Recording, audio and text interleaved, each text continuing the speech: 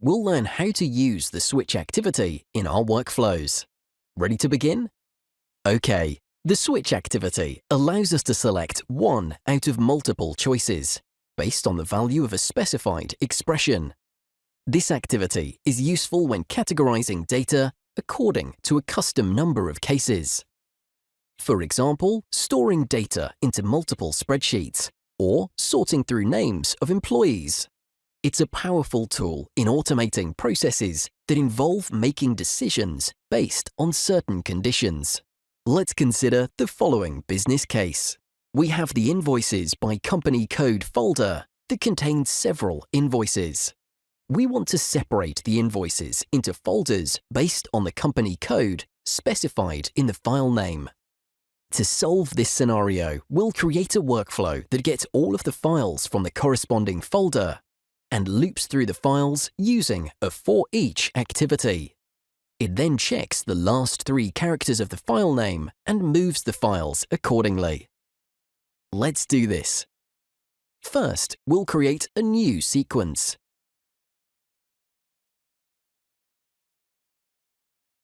Name it Switch Sequence to group invoices. And add an annotation. Then we'll save the Invoices folder path to a variable. We'll add an assign activity. Rename it as Assign Set Invoices Directory and create the new string variable in the To field. Let's call it Invoices Directory. In the Value field, we'll add the relative folder path which contains the invoices. Invoices by Company Code. Let's not forget to add an annotation.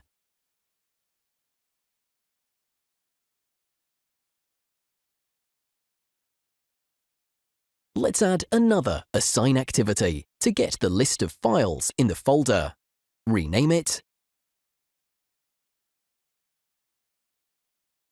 and add an annotation.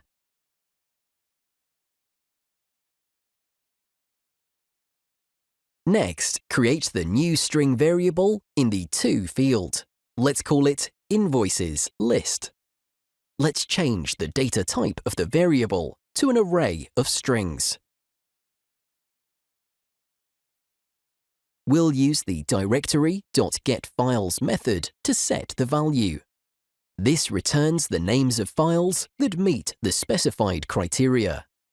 In our case, we'll write the following expression: directory.getFiles, and provide the folder path in the form of the Invoices Directory variable. The output of this expression is a collection of strings representing file paths. It's pretty straightforward so far. Next, we'll add a for each activity to loop through every file.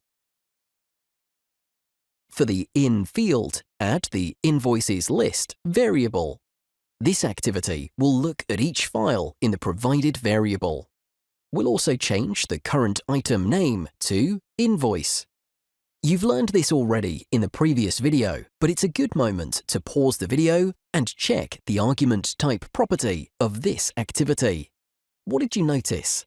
Indeed, the argument type changed automatically from object to string. Let's rename the activities. Alright, we want to get a file info object for each invoice. This type contains information about a file, including its name, size, and type. We'll use it later to move each file to its specified folder. To do this, we need to declare the variable of file info type, instantiate the object, and assign the object to the variable. We'll add an assign activity,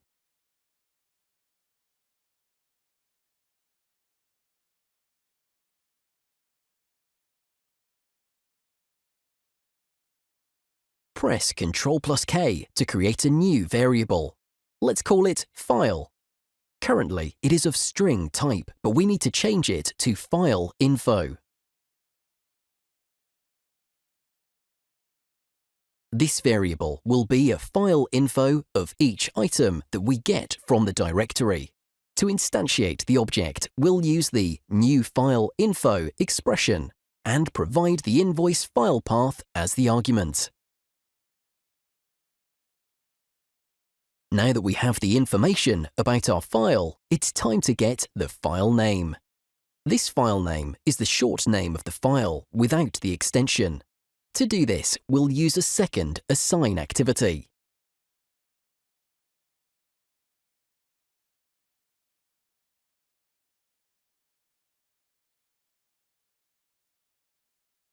And create a new variable called filename. To get the file name, we'll use this expression.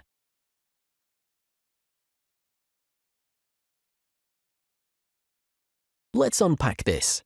The name property of a FileInfo object returns the name of the file, which is a string. The substring method lets us output a segment of a string by providing a starting index and the length of the selection.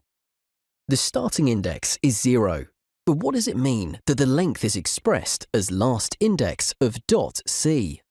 This expression returns the index of the first character in the last occurrence of the string, provided as an argument. In our case, the argument that we provided contains only one character, the dot. So, this expression will return the index of the last dot in the file name. The C indicates that we're working with a character. Altogether, this expression returns the file name without the extension. Great! It's time to see the switch activity in action. We'll use it to move the files to the correct folder based on the last 3 characters of the substring extracted. To do that, let's get our file name and use the substring method to check the last 3 characters in our string. We'll use filename.substring and provide the parameter filename.length -3.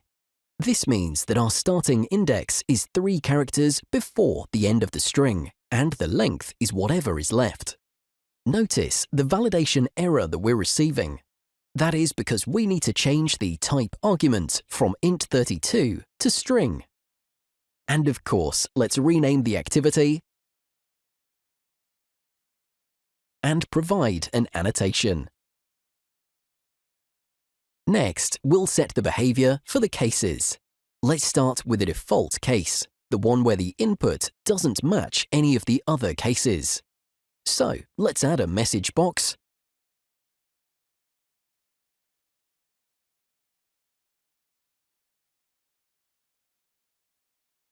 stating the name of the file and that it does not match the expected format. Let's enter the text as follows. The file, open quotes, plus file name, plus close quotes, is not named as expected, bracket, ending with a company code, close bracket. For each of the other cases, we'll set the value of the substring in the case value input field. Then add a move file activity to move the invoice to the designated folder.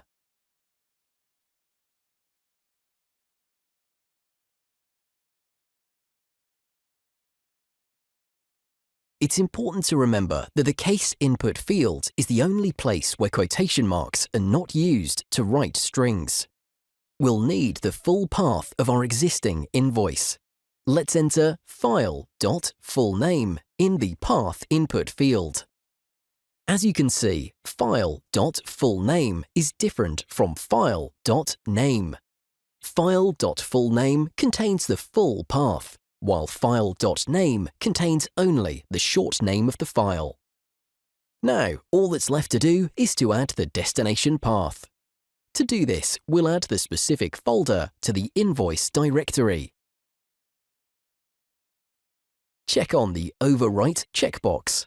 When selected, this overwrites the files in the destination folder with the file that is to be copied. Next, let's create a case for each other type of invoice that we have. For the second case, add the move file activity and change the destination folder. Again, let's enter file.fullname in the path input field. and add the destination path.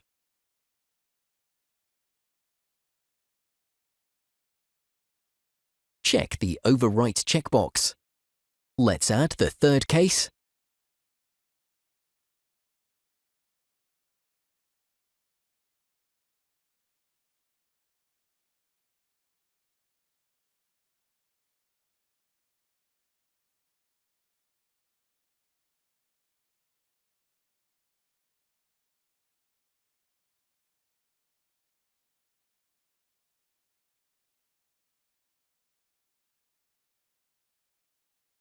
And the last case is case JKL.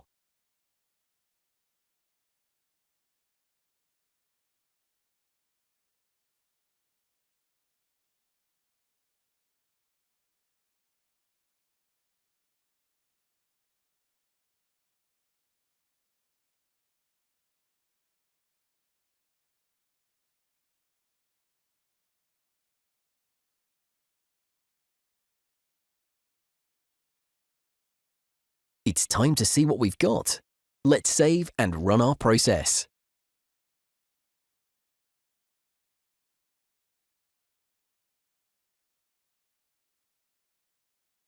Refresh the project panel, and here it is. We have 4 folders containing the invoices according to their company code. Great! And this is how we build a switch in a sequence project. It's good to know that we can also use switches in flowchart workflows. To demonstrate this, let's consider the following business case. We have the Invoices folder that contains invoices from the last 4 years.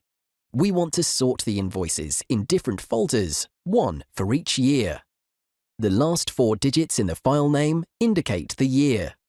This workflow follows the same logic as the sequence. Let's have a look.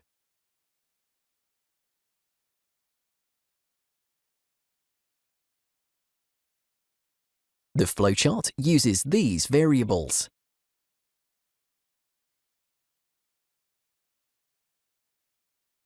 The flow switch uses the same expression. And we have the 4 cases connected to move file activities. Let's run it.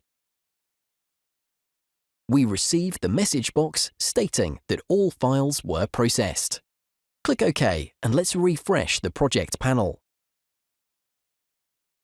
Here are the folders containing the invoices per year. While sequences can be easier to read and implement, in certain scenarios, other structures such as flowcharts may be more appropriate. It's important to consider the specific needs of the automation project and choose the structure that best fits the requirements and provides a clear, maintainable solution.